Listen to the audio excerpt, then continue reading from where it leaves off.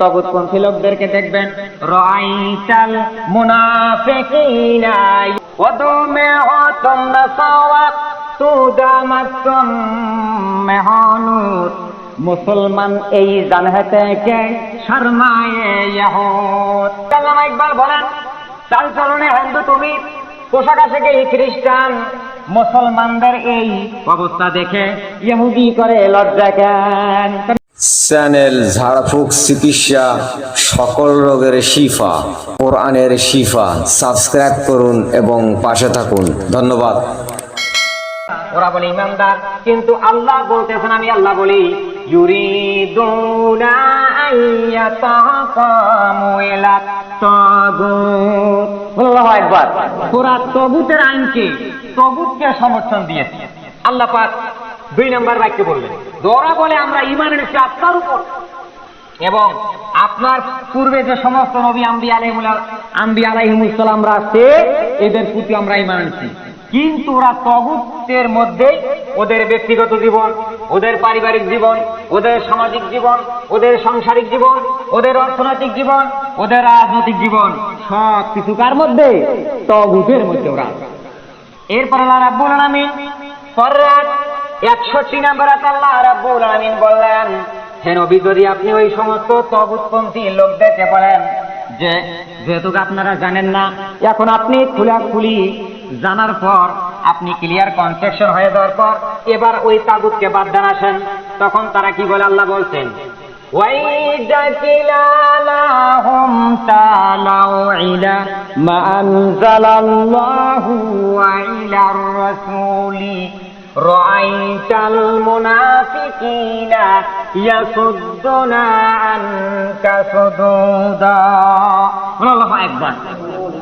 আল্লাহ পাক পরে আল্লাহ পাক বললেন, নবীজি, যখন আপনি ওই সমস্ত তাগুতপন্থী লোককে যখন আপনি বলবেন যে আল্লাহ পাক নবীজির মাধ্যমে যে সমস্ত বিষয় সম্পর্কে, সকল প্রকার সমস্যার সমাধান সম্পর্কে সম্পাদন করবার জন্য আল্লাহ পাক নাযিল করেছেন, তোমরা তালাও এসো, তোমরা এসে সকল বিষয়ের ক্ষেত্রে তোমরা মানো, তখন আল্লাহ পাক নবীকে বললেন, ও নবীজি, তখন আপনি ওই সমস্ত মুনাফিকদের দেখবেন, তাগুতপন্থী লোকদেরকে দেখবেন, রাআইতাল মুনাফিকিনা ইয়াসুদ্দুনা আনকা সুদুদা। ওরা তখন আপনার কথা শুনে সম্পূর্ণভাবে সরে চলে যাবে। নাউযুবিল্লাহ। এই কথাটা আল্লাহ পাক বললেন। তাহলে আল্লাহ সুবহানাহু ওয়া তাআলা বললেন কি, যে ওয়া ইন্নাল্লাহা রাব্বি ওয়া রাব্বুকুম ফা'বুদুহু, যে ইজা তুমি গিয়ে বলো নিশ্চয় আল্লাহ আমার রব তোমাদের রব, এই ইবাদত দিয়ে এরকম করে বলতে। তাহলে তাগুতের মধ্যে অনেকগুলো প্রকার ভেদ আছে। তাগুত ওরা বামপন্থী, রামপন্থী বা মানুষের মতবাদ বিভিন্নকে সমর্থন দেবে, নামাজ রোজা হজ যাকাত কালেমা পড়বে, মুখে দাবিদার করবে, আর আল্লাহ বললেন ওরা হচ্ছে তাগুতপন্থী। আর এদের মধ্যে চলতে ফিরতে খাইতে নিতেও একটু সমস্যা আছে। এদের মধ্যে দেখেন, মাথা থেকে, মাথার চুল থেকে শুরু করে পা পর্যন্ত এদের ভিন্ন ভিন্ন কোয়ালিটি ভাবে আছে। যেমন মাথার চুলের ছাট দেখেন, এখনকার যুবকেরা মাথার চুলের ছাট দেখেন। আমি ঢাকায় দেখেছি মাথার চুল পিছন দিকে কাট ছাট করে রেখে দিয়েছে, কর্ণফুলী গার্ডেন, ঢাকা বেড়ি রোড। মাথার চুল ছাড় এরকম করে রেখে দিয়েছে। এরপরে পায়ের নিচে দেখেন যে আল্লাহ পাক বলেছেন এবং হাদিসে কুদসিতে আল্লাহ রাসূল বলছে যে পুরুষ মানুষের টাকনুকের উপরে কাপড় আর মহিলা মানুষের টাকনুকের নিচে। এই ওয়াজ, এই বক্তৃতা বক্তারা দিতে দিতে দিতে দিতে শেষ।